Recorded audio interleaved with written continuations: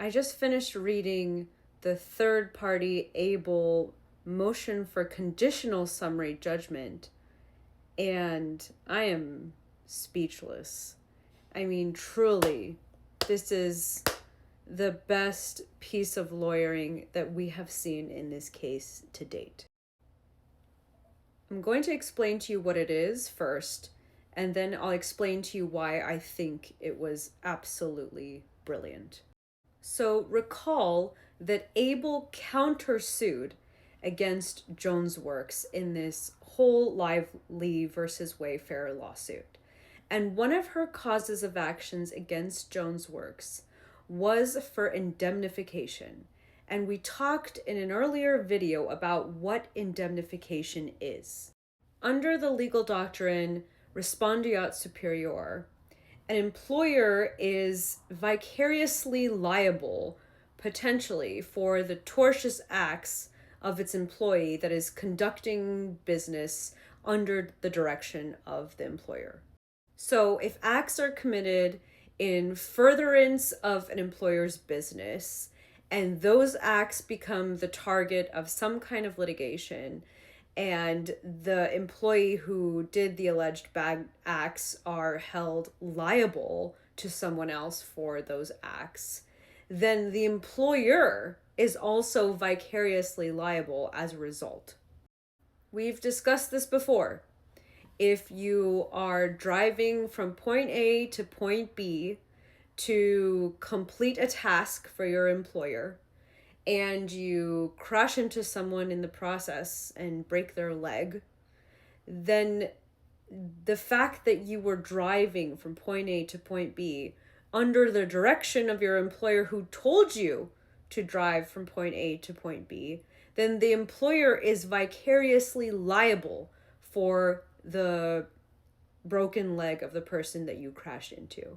And so in that instance, what happens is, in a practical sense, if an employee's actions that arise out of their employment with an employer become part of a piece of litigation, then the employer would then indemnify the employee, meaning take on the representation and ultimate cost of liability should there be one.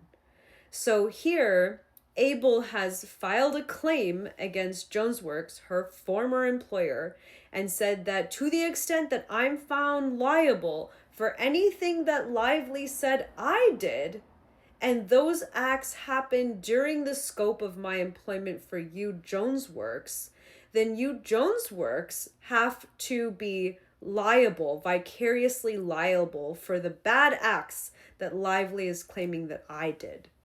And here, Abel outlines in detail what the contract was that she was engaged in with Jonesworks, the time frames for that, what were her responsibilities as someone that worked for Jonesworks, what was the agreement for Wayfarer, what were the tasks that were required of Jonesworks and its employees at the time Abel for Wayfarer, outlines all of that and says all of the things that you're Lively accusing Abel of happened under the scope of her employment with Jonesworks.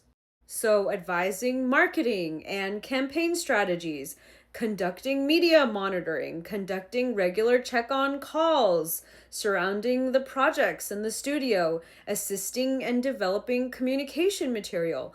All of this is outlined in the agreement that Wayfarer had with Jonesworks about the scope of the work that Wayfarer was paying Jonesworks $25,000 a month to do. The same work that Jonesworks listed Abel as the go-to person to conduct that work. And then Abel outlines in this motion that these are the acts that Blake Lively is alleging are tortious, are alleging are harmful to her. And these acts directly arise out of Abel's employment with Jonesworks. So Jonesworks should be liable for anything that Lively is able to hold against Abel. Anything that arises out of her employment and happened during the time that she was employed with Jonesworks. Now, Lively does say that retaliation is ongoing. Lively does say that there was other acts that happened after, but here it outlines that at least until March 21st of 2024, to the extent that anything arises out of that time when Abel was still working for Jonesworks, then she should be indemnified. Remember, this is a pretty critical time frame. So all the way up until August 21st, 2024, that's when all of the media was going around. They're saying there's TikToks, there's articles, there's stuff on the internet about what happened on the set of It Ends With Us. And that is the sort of nucleus of all of the bad acts that Lively alleges in her complaint. And Abel is saying, this is undisputed. This is when I worked for Jonesworks. This is what I was tasked to do. This is what I did, and this is the time frame, and these cannot be disputed. And they're seeking a conditional summary judgment because technically Abel has not been found liable for anything yet and would only be found liable after potentially a trial. And so what this is saying is that court, you have the discretion now to say, okay, so long as, Abel is found liable for whatever it is whatever she did at some point, that Jonesworks would be required to indemnify Abel for whatever that ultimate liability that is found, if it is found. That's the conditionality of it. This is brilliant. It's brilliant because it places Jones and Jonesworks in a very precarious position in this lawsuit. Because now Jonesworks, would be responsible for anything that Lively finds Abel to be liable for. It essentially places Lively and Jonesworks on opposing ends of one another, which is interesting given that Jonesworks is who handed over all of the documents to Lively that kicked off this litigation to begin with. My favorite line is that Abel is entitled to common law indemnification from Jonesworks, regardless of whether Jones realized at the time Jones betrayed her then clients, the Wayfarer clients, that her unwavering alliance with Lively resulted in Jonesworks' own potential liability.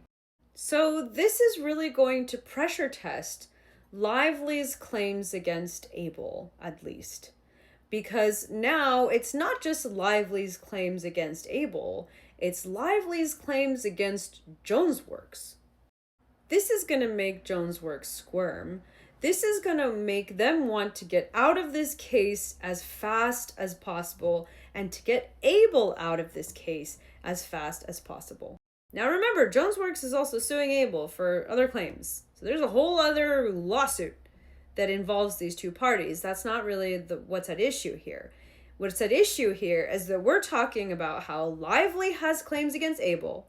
And if Abel wins this motion, which it looks like she will, given the law, given the facts that were presented here, or the evidence that were presented as facts here, then we have a situation where Jonesworks is going to have to cough up for the liability that Lively is going to try to find against Abel. So remember that 650 million, bazillion, bajillion amount of money that she wants from all the Wayfarer parties? Well, Abel's part of that.